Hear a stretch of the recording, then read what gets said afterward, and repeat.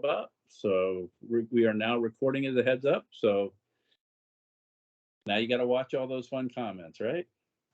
All right, we are recording. Action. All right, so today we've got Marlon going to talk to us about the writing processes and all the different resources. I'm really excited for this. We got a chance to get kind of a basic intro to it on our luncheon or on our creative conversations, but I thought this would be a great one to have some additional information on. So I'm going to give Marlon as much time as I can and get the heck out of the way. Marlon, take it away. Okay, yeah, thank you for joining today. Can you hear me? Absolutely. The topic for today is the writing that we do as faculty in our courses and how we lead our students to effective development of their writing skills. And so I'd like to take just 5 minutes just to learn sort of what you perceive to be your needs as a faculty member when it comes to giving a writing assignment and dealing with it and responding to student papers, and why do you do that in the first place? Why do you assign writing after all? But then look also at the resources, as Mark says, because they are legion. We have many resources, and sometimes it's just the knowledge about where they are or the pathway to them or what all is in them.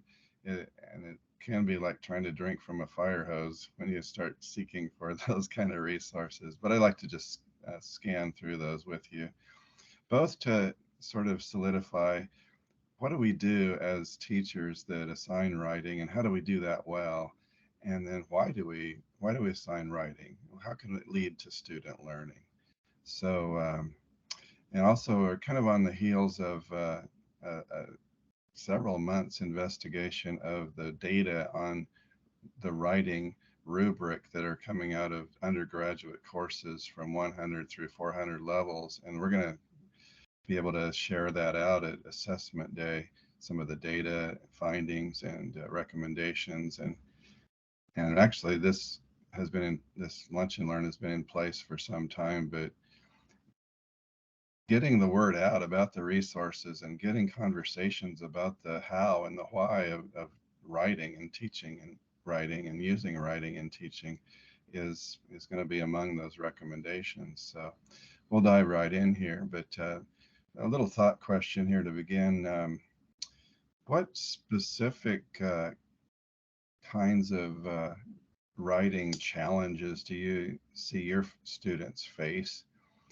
One researcher I was reading divided all of the complaints that faculty have about student writing into three categories. They have problems with mechanics, they have problems with motivation, and they have problems with thinking or displaying their thoughts in writing.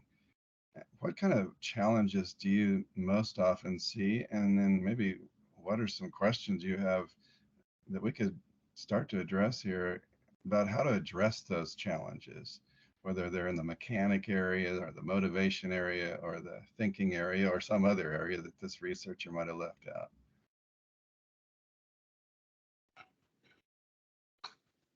Marlene, what do you mean when you say mechanic of the writing? I'm talking about spelling, grammar, punctuation, APA style, the formal expectations being violated. Okay.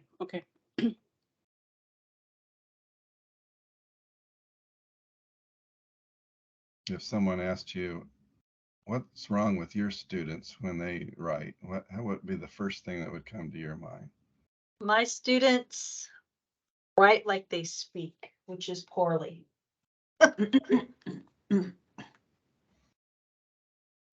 So I always start out by telling them, please don't write like you speak.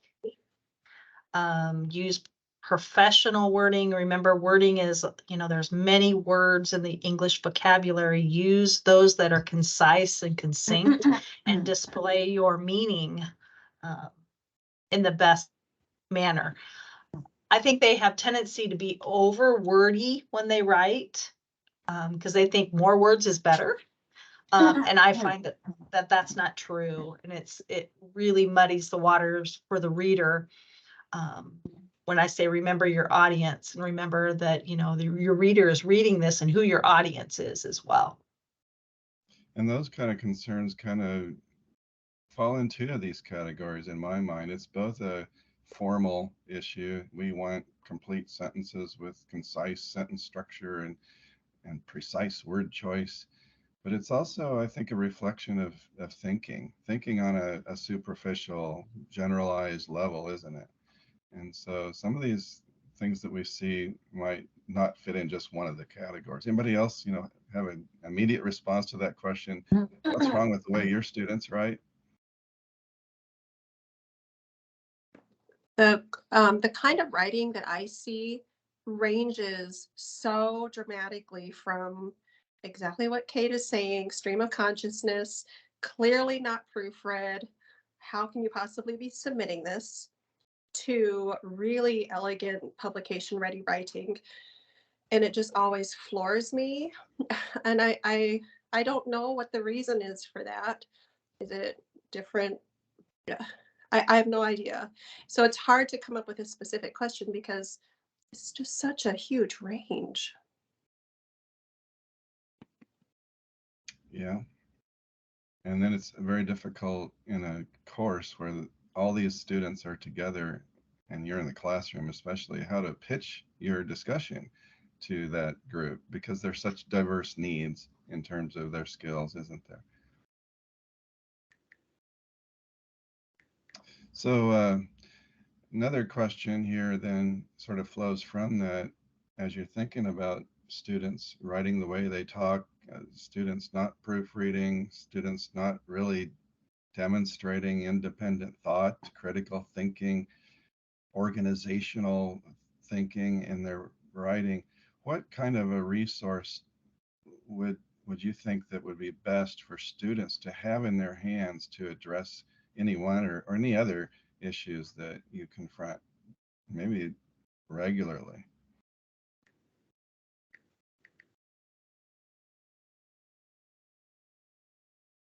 Is there a tip list or a website or a book, or what kind of thing would you really appreciate having in your hands and giving to that student and saying this will solve those problems?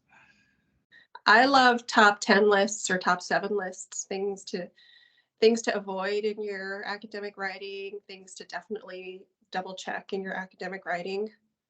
Those are very digestible. I also think it's helpful to have exemplars, both good and bad. Any other resources come to mind?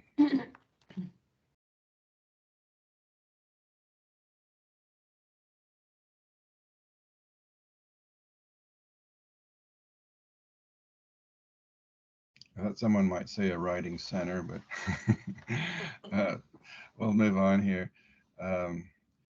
Most of you have been here at the campus for some time, and you know that we have a writing across the curriculum sort of committee in place, and that's here for asking these very questions. What do you need as faculty? How can we give you the resources? How can we work together to ensure that students do achieve the writing skill set development as they come through our courses? And I guess I'd like you to keep in mind a couple more questions then as I move forward with the resource section of this Lunch and Learn. First of all, what are the purposes that, or what are the kinds of learning objectives that you have in mind that are the reason why you give writing assignments in the first place? Because it could be wide and varied, and the different writing issues that come up might be very different too. What kind of purposes do you use writing for? And then, do you have any doubts that students are reaching those learning goals as you look at that writing, and which ones? You know, the learning objectives are spelled out in our syllabi. Sometimes accrediting bodies determine what the students must demonstrate that they have learned and the skills they have reached. What kind of doubts do you have though about that writing assignment you have really being the vehicle for students reaching that goal. And then finally, I'm just interested a little bit in sort of a student perspective here. As someone yourself who's a teacher, that you know that you're using writing for student learning. You're not using writing just for punishment or to fill space or time or something. Where would you maybe feel most inadequate in that role? I know that none of you here have an advanced degree in English or something. That's Meg Blair here. I guess she does maybe. But here you're expected to help students shepherd these skills along in your program, in your courses. And where do you feel, that you need a little bit of help? And just keep those two questions in mind. What learning objectives are you trying to achieve? Where do you feel inadequate as a teacher of writing?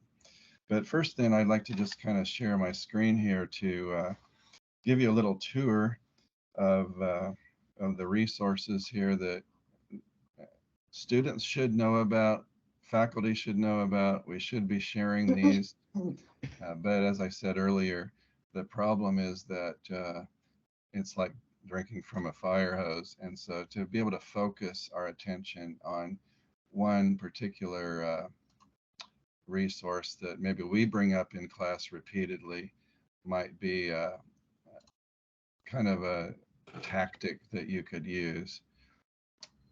First, I want to go to our library. Is everybody seeing that library site on your screen? Yes.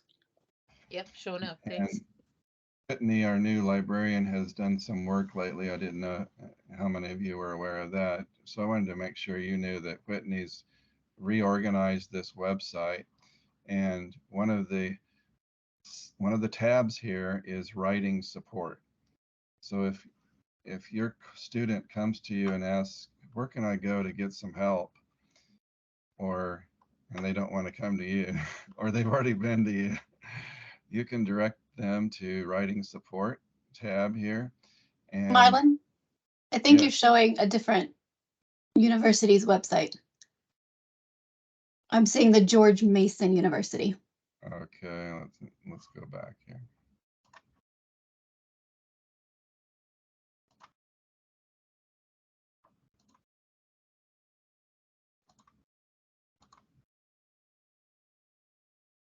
I think you just had a different tab showing.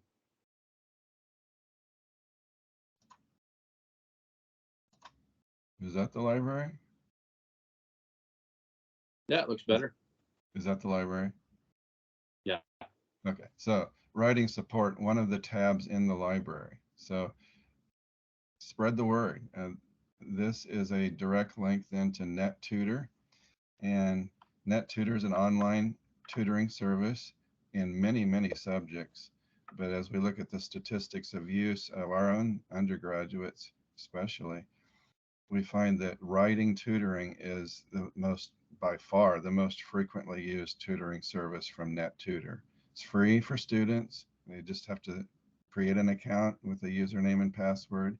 There's a 48-hour promised turnaround time that I understand usually is beat by a day. And there's some good feedback that students get through NetTutor. It's private, it's discreet, and spread the word about this. We spend a little money as a college for this service, but it equals about what it would take to hire an adjunct for 1 credit hour per semester to be there in person for someone. So we're going ahead with it. We're going to continue to use it. We want to expand our students' use of it. So consider sending people there. Graduate students currently can go then to a graduate writing coach, which is another option for student support of writing at the college. And we have separate individuals that will respond to student requests. They click on this link and fill out a little form and get a turnaround time of a day or two from our hired coaches. And in addition to these two coaches, Whitney in the library and the library staff will field any APA question that a student has. If it's just a minimal question about citing a particular source or something, through this link. We have in the works another link yet that we will be adding soon for undergraduate students to get support. We want to make sure that we have the people on staff ready to go for that, but that's coming soon too. So spread the word about this library writing support tab. Any questions before I go on here? Okay, so you might expect a library to also give tutorials and resources in research writing and the kind of research processes. And so that's exactly what you get at the library website. Send students there. And we also want to kind of build up our student skills in being able to access high quality, reliable information and resources. Another tab separate from writing support is APA. And this is also a place I'd highly recommend you send students to if you require APA for your student papers. I know there's some programs that are using AMA, but this is the work of Whitney really recently here to give some examples, some models, some links to the kinds of questions students can have. And I think what we really want to see in our students is independence, don't we? When they get that diploma, walk across the stage, and they're a graduate of our college, we want to know that they can function independently as a healthcare provider, but as a critical thinker and as a person who knows how to get information and evaluate that and then put it in writing in ways that will make a difference in our world. And so giving them tools where they can equip themselves, like this one, to just look at a model, follow the model, do it themselves, and take ownership of this. That's the goal here. We could have an editing service for our 1,200 students and edit every single paper before it was turned in, but that would defeat the purpose, wouldn't it? So library website, very important to know about. There are student resources that are specific to particular courses and for particular kinds of research that's going on, especially in graduate studies. That's here too.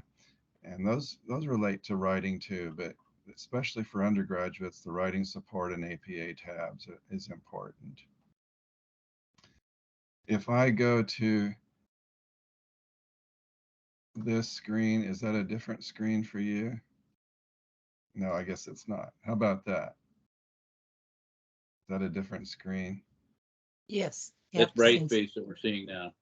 Okay, so I want to now go to Brightspace, where the Writing Across the Curriculum Committee has placed our own writing and instructor resources for you to see. And here again, not everybody knows about this. People don't know what's in it. And so please do spread the word about this site here as you encounter students with issues or just to learn yourself here. Are you seeing writing support and resources, the home tab here? Yep, seen it. Okay. Yes. Yep, we are.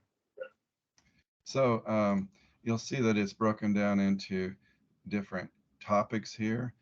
The online tutoring topic at the top is a link to NetTutor. We do want to direct students to this online tutoring service as an option.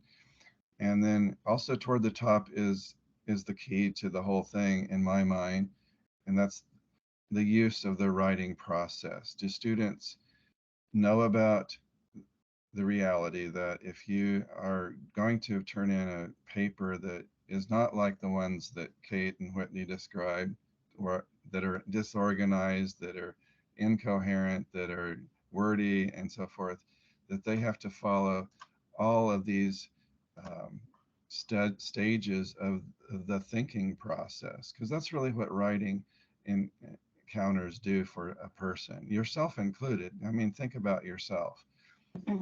How do you learn things? How do you develop your own thinking? And there's probably many ways that you learn things. We learn by doing, don't we? And we learn by reading and in a sort of a passive way, taking in ideas from other places. But to take ownership of a topic, to take such ownership that you can organize it in a coherent way that you can repeat it to any person that would ask you about it. Writing is a tremendous tool for developing our thinking and helping us learn. And so as you look at all of the stages that are involved from pre-writing, especially in a more of a open-ended paper assignment where the topical choice is left to the student to decide an issue and to create a purpose for their own writing, and then to draft that out in such a way that they move from a first draft through stages of that draft, that they do question and they restructure and they add and they subtract, and even engage other people in peer review. It could be the instructor, but we should also encourage our students to review each other's work, and even editing each other's papers or giving tips for sentences that are not working. That shouldn't be considered cheating. That's part of the writing process. And then of course turning it in as a published final document. But this is up at toward the top of these list of topics, because this is so important. If any of those stages are left out of the process, it becomes problematic then for some aspect of the final product. We move from process all the way through those processes to the final product. And of course, we as instructors, we want to get polished and complete and coherent final products, don't we? And really that should be the goal a student has too, both in college and after they emerge from college, to complete their message and to include all the parts and to include all the processes of editing, especially. This website then also has the writing centers across the nation that I would recommend most. You'll find the OWL at Purdue there, but I really like one at the University of North Carolina at Chapel Hill, because it has such, let me show it to you. It has such a topical design here. So a student who has a question can just open this page. And I know the type is probably kind of small here, but what is your question? And they'll get a short video or a short web page with an answer to that question. And this is packed full of questions that students might have. And this comes from the University of North Carolina Writing Center at Chapel Hill. Are you seeing that one or not? Maybe not. There Yeah, it is. there it is. Now I see it. So whatever the question We a see student it, Marlene. whatever the student's question is, whether it's some of these process questions about how do I determine who my audience is and how I should adapt my message or include something in particular because the audience doesn't know something, or leave a definition out because everybody in the audience knows that word anyway, all the way to gender inclusive language, writing particular genres of papers. Should I use I? There's an answer to so many popular questions right here packed on this one page here. So I'm going to go back to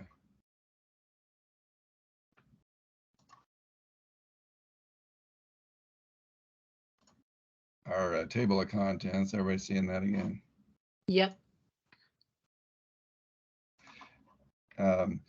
Online writing handbooks, another collection of high quality handbooks of writing that include all of those stylistic and grammatical and usage kinds of answers to student questions.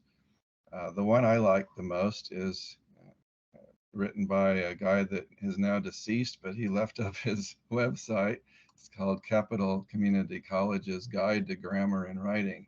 And with these drop downs, you can get even quizzes on especially grammatical problems and issues and punctuation and so forth. So I link a lot of my responses to student papers to particular pages on this website.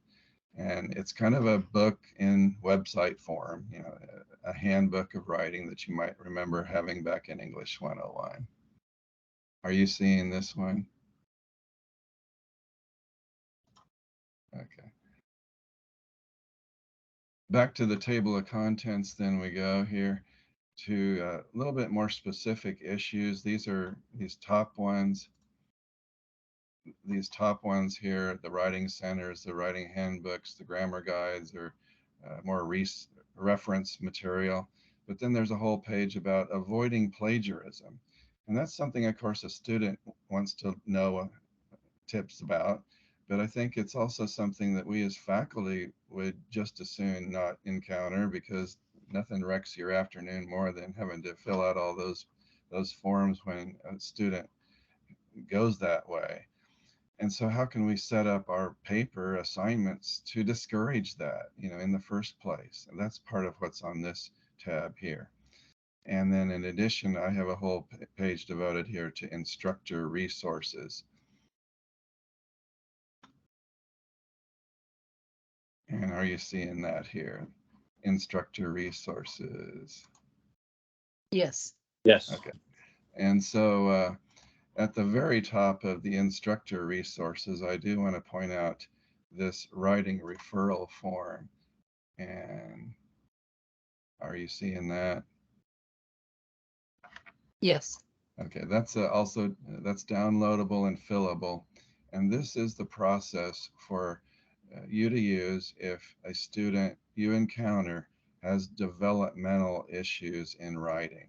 In other words, this student's sentence structures and paragraph development, maybe APA or citing of sources is just way behind where they need to be, to the extent that they need a kind of a heads up that this is not acceptable, but also they need to know that there is help available. Filling out this form triggers then not only a conversation on this very matter between you and the student, but it also sends that student uh, to me usually. On the instructions here is email the analysis to me, and or you can put both of these, set up an in-person development of writing and improvement with me.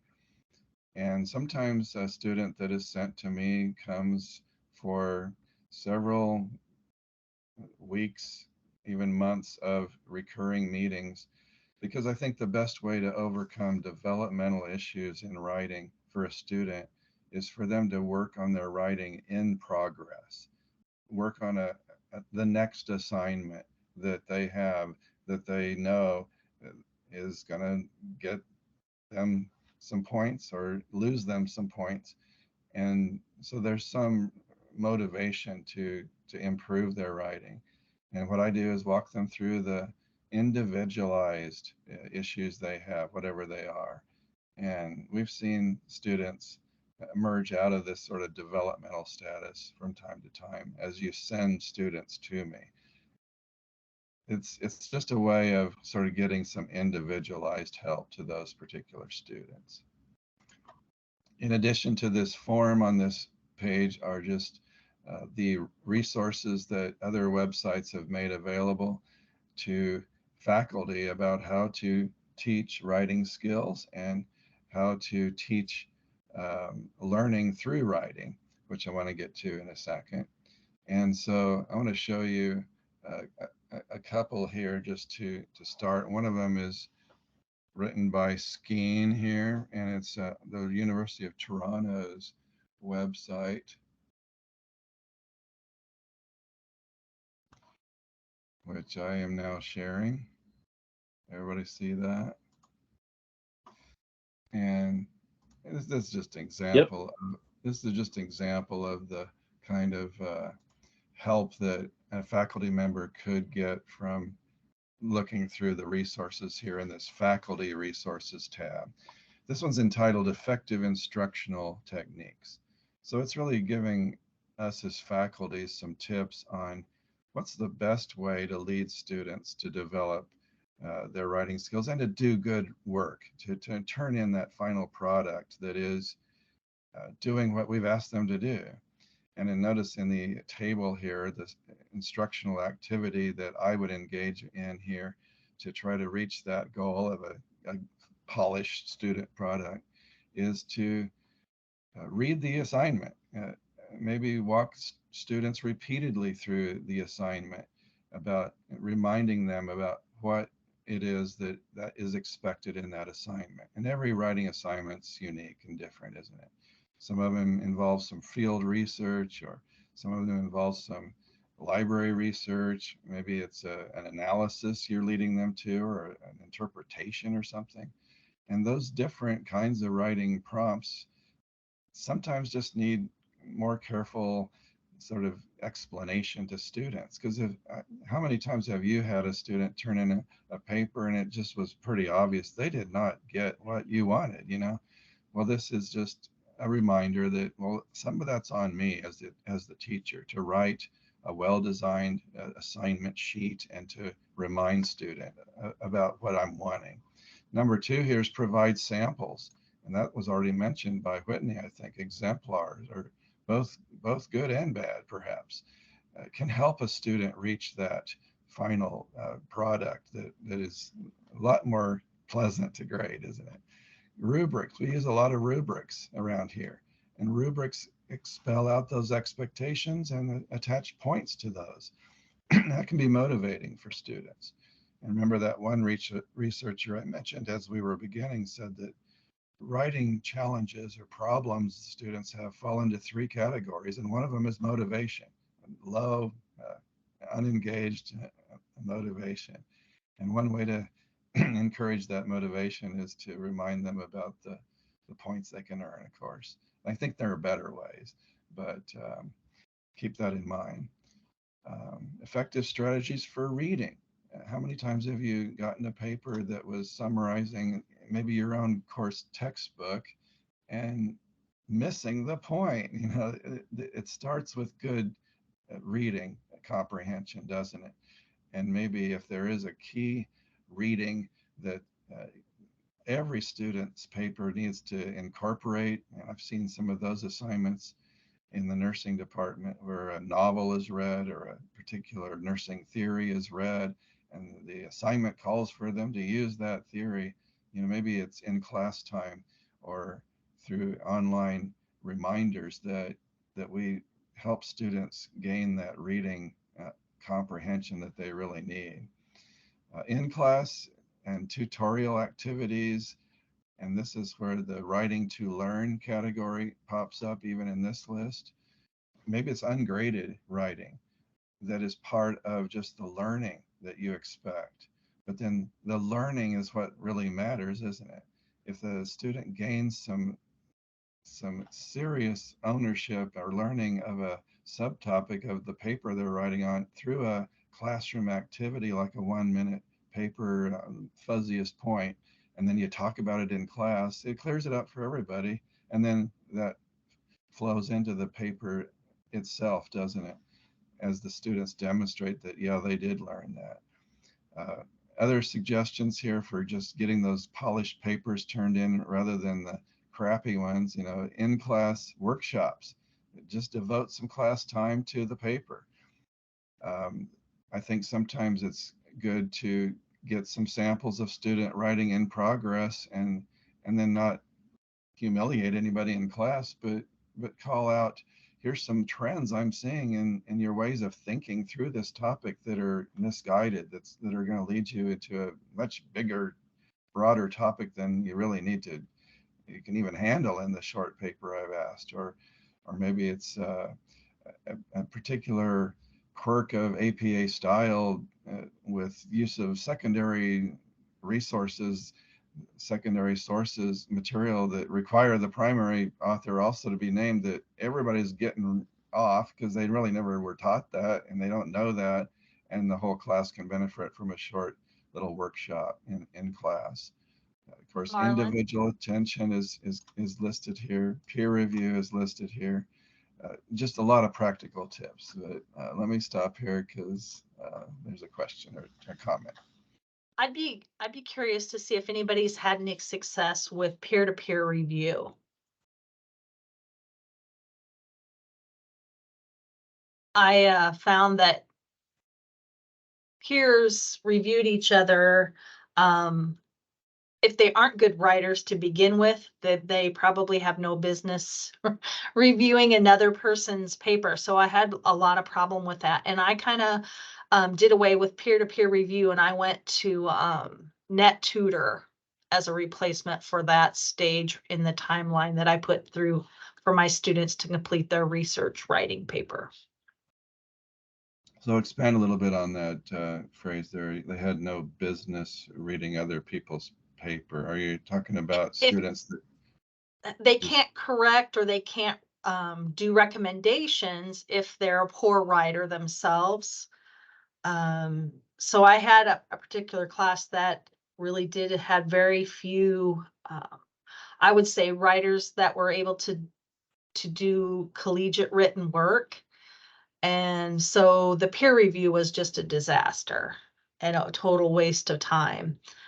So I kind of went to NetTutor as a replacement for that step. Yeah, I use it regularly and all the time in my writing class, English 101. And maybe I alleviate some of the problems by sort of participating myself in that peer review. So as I give several students papers, and we take 25 minutes or so to read over, I give them all a form to fill out. So I guide that feedback. But then as I get a chance to look at the drafts in progress, I notice patterns that usually they pop up every semester anyway, but I collectively show on the screen for the whole class a list of items that everybody should double check before they turn in their final paper. And I think it's helpful for those weak students to see peers really succeeding, because I think sometimes my voice is not nearly as powerful in impact in a student's life as one of their own peers saying, come on, get with it, you know. And so that's how I deal with that. And then I always say, you've got to use critical thinking. You know, if someone says you missed a quotation mark here, and you go to the manual, double check that, make sure that they're not misguiding you with that. And in fact, I asked them, does anybody have any questions about some of the comments you got? And someone says, well, somebody told me that you should use italics here. And that's not right, is it?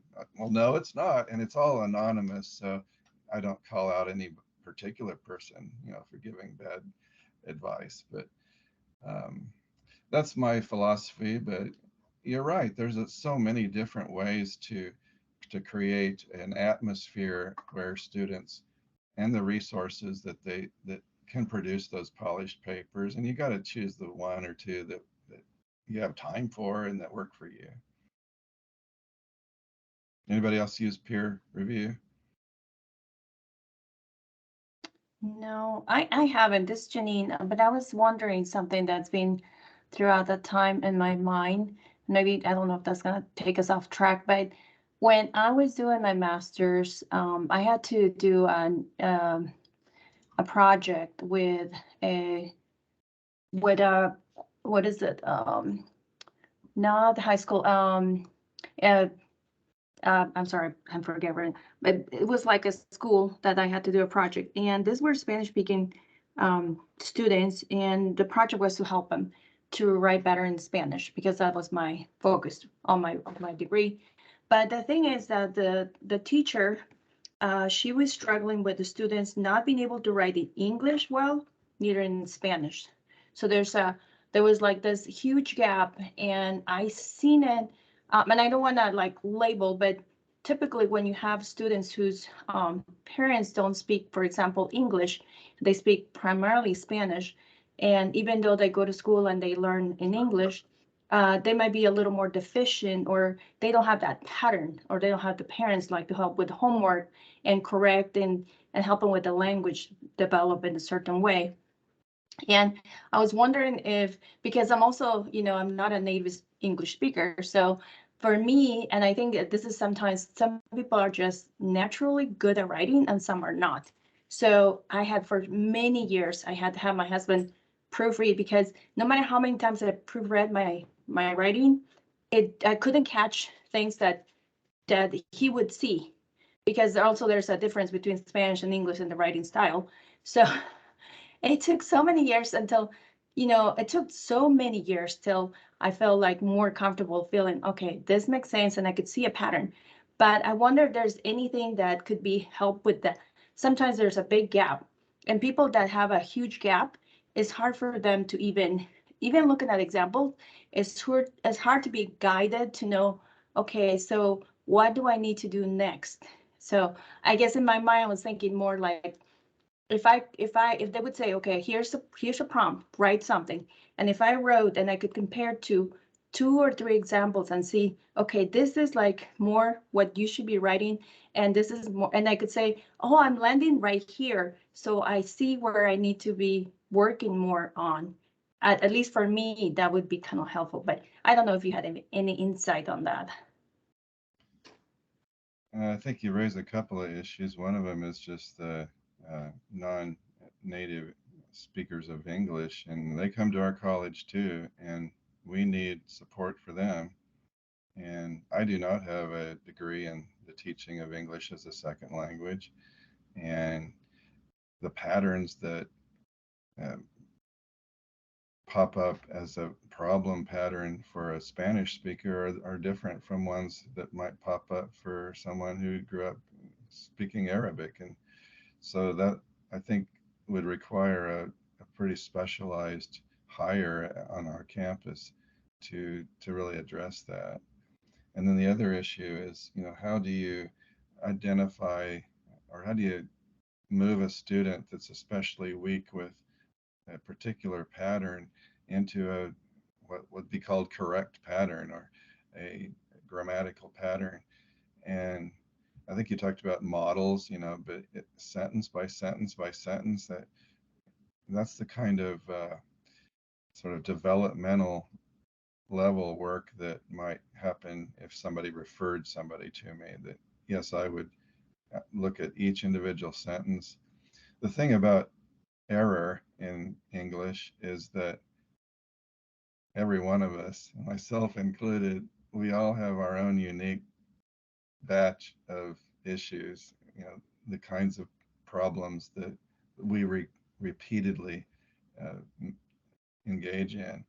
And so my tactic as a tutor is just, first of all, to separate out the major things from the minor things, because the student needs to start in a developmental setting, needs to start at the major level. If the sentence is just not even a complete sentence, we need to start there rather than differentiating between there, and there, and how they're spelled. And then but still, it's a finite list for every student. And part of the outcome of some of the developmental writing that comes to me through the writing referral process, one of the outcomes is often a sometimes 5-6 page single space checklist for students with examples of sentences or words or phrases right out of their own writing. And I keep accumulating as more and more papers and drafts come to me of the kinds of concerns that they need to seek and edit, and first of all, gain the skill of detecting it. The problem with some students is that they don't even realize that they have spelled a word wrong, or that their sentence is ungrammatical. But so detection is the first step. And reading aloud helps a native speaker of English because they know those sentences and how they should sound. It doesn't work that well for someone whose native language is not English, does it? But there are other tactics to use, like for comma splices, a writer has to look at every single comma and just ask, is this a run-on sentence? Do I have a complete sentence on both sides of the comma? So there are different tactics to use for different patterns of error. So I'm glad you brought that up, Janine. Any Yeah, other thank you, Mark. comments before we, or stories you want to tell before we move on?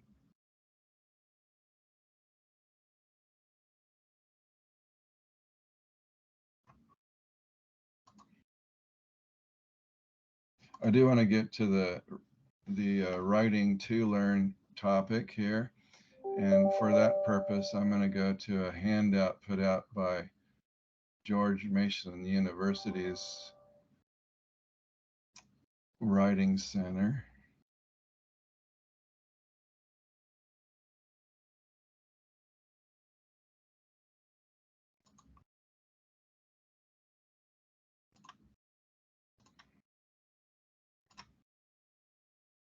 And so, do you see that? Teaching with writing. Everybody see? Okay.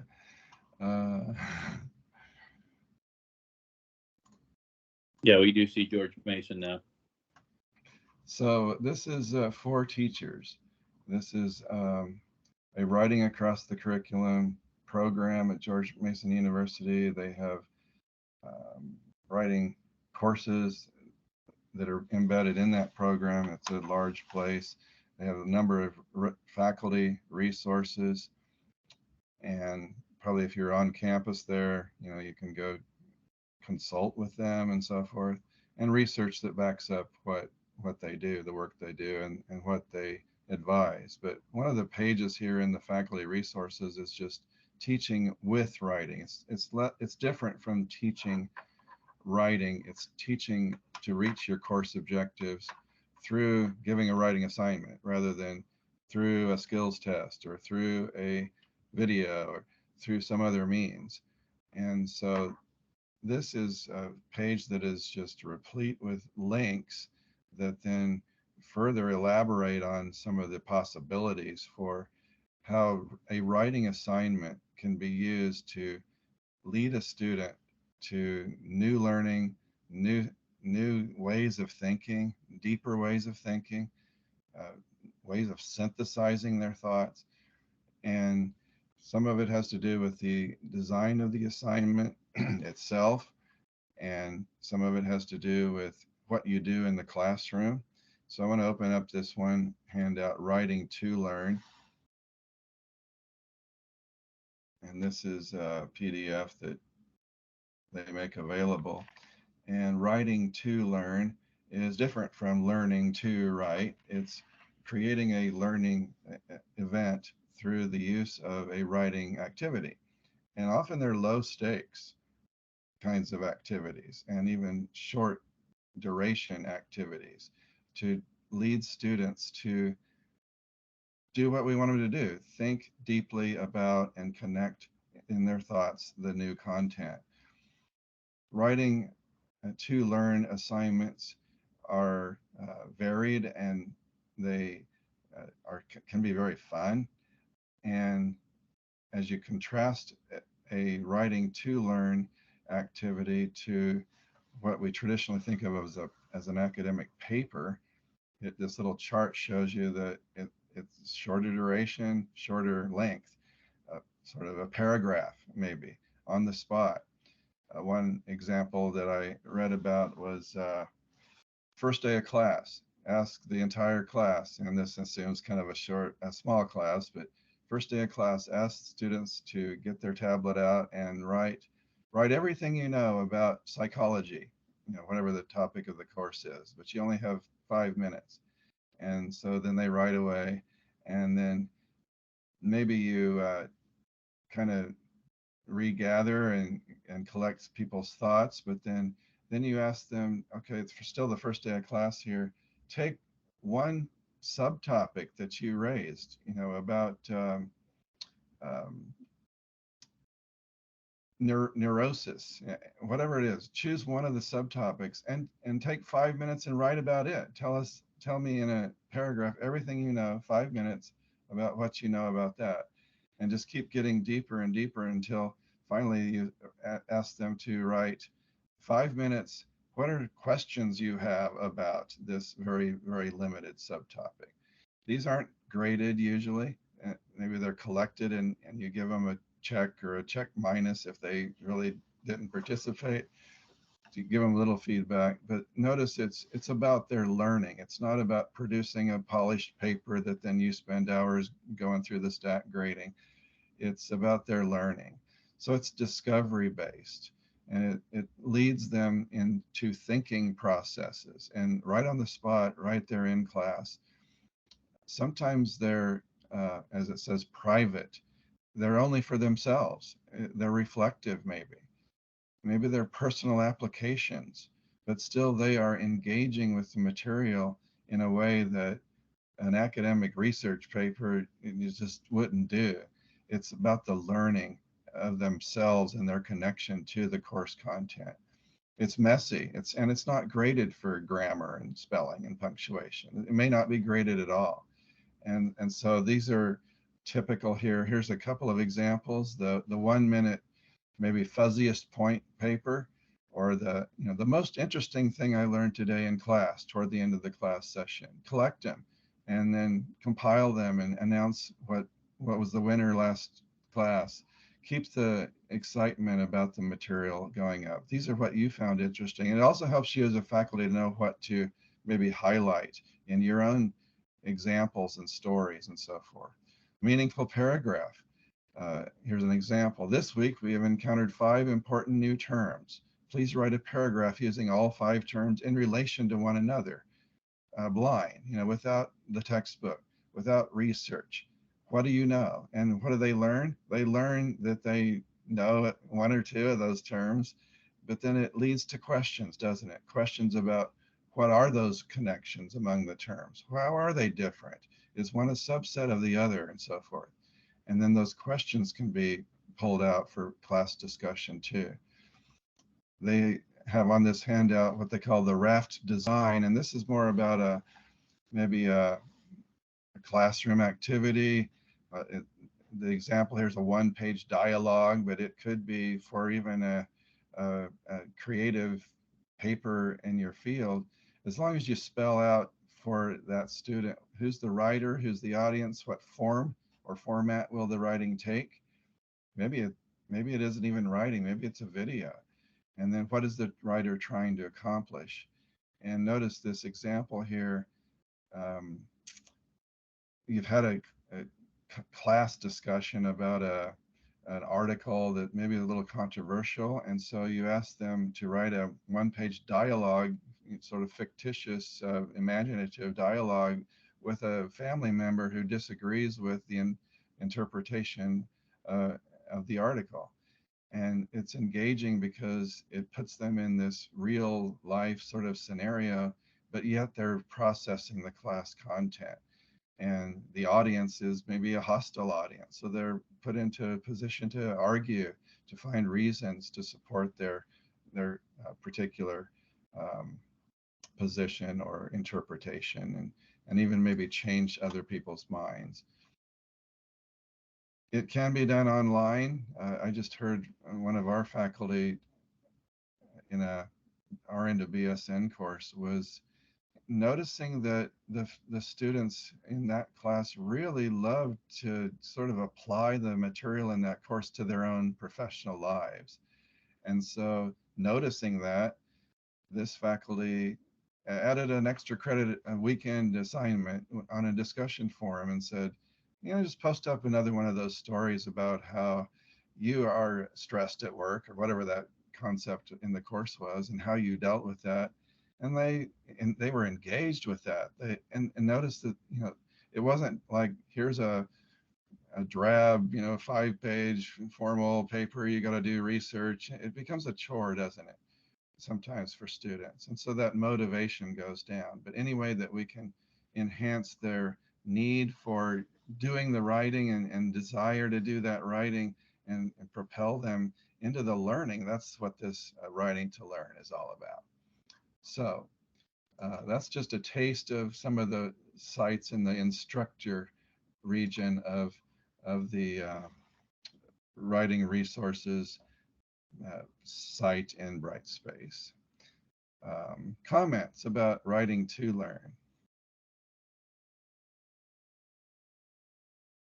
I like that Writing to Learn activity. I hadn't thought about that, but I thought of several ways that I could give that to my students and just have them connect even different bones. How does this bone connect to that bone? Take 5 minutes, write about it. How do these muscles move this bone? So I hadn't thought of that, but that's a good in-class activity that I will probably try in the next couple weeks. Good idea.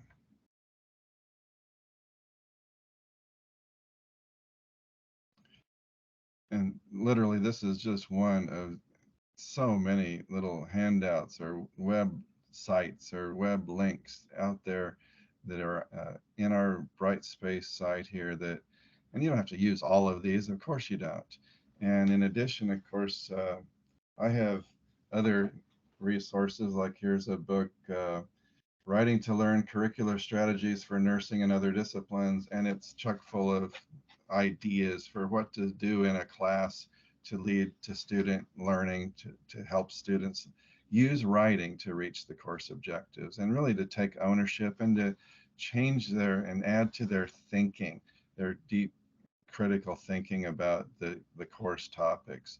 So we can sit down, you and I, together too, and brainstorm about, why are you getting these weird patterns in your papers? Maybe it has to do with the assignment sheet itself, or the way you talk about the assignment in class, or maybe you're working with an adjunct professor and they're really not promoting the excitement of this paper. They're kind of treating it as a drudgery, as a task, when it should be a vital part of students learning in that class. So we can talk about those issues too.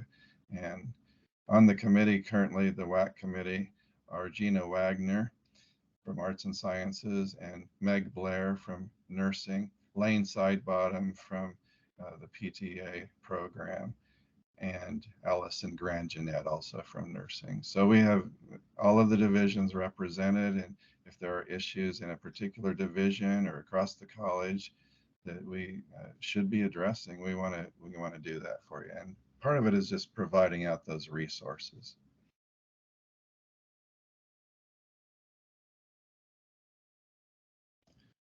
Thank you, I Marlon. liked That was hearing, great.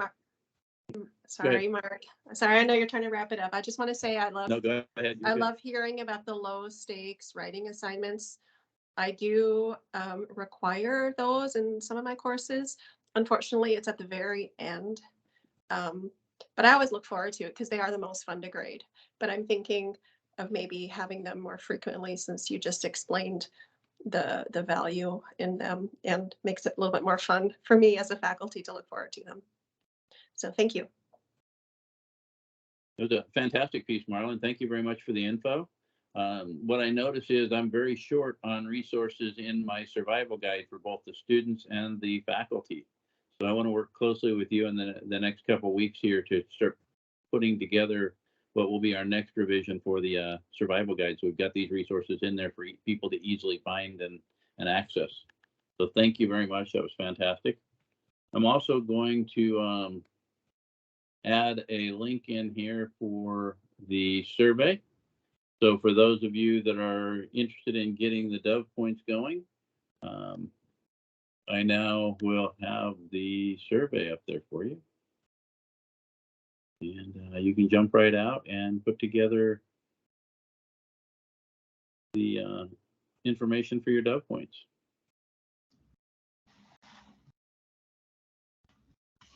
There you go.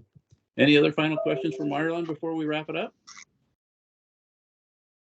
Just Again, if you have a resource you use successfully in writing in your class, you know, the WAC committee, love to hear about that, or we could post it up in our writing resources. Spread the good word about resources that have been helpful for you, because everybody seems to have their own, you know, go-to that works for them, and if it's useful for others, you know, let's hear about it. Awesome. Well, thanks again, everyone. Have a great day, and we will talk with you soon. Thank you, Mark. Thanks. Thank you. Thank you. Bye. Bye. Thanks, Marlon. Yep.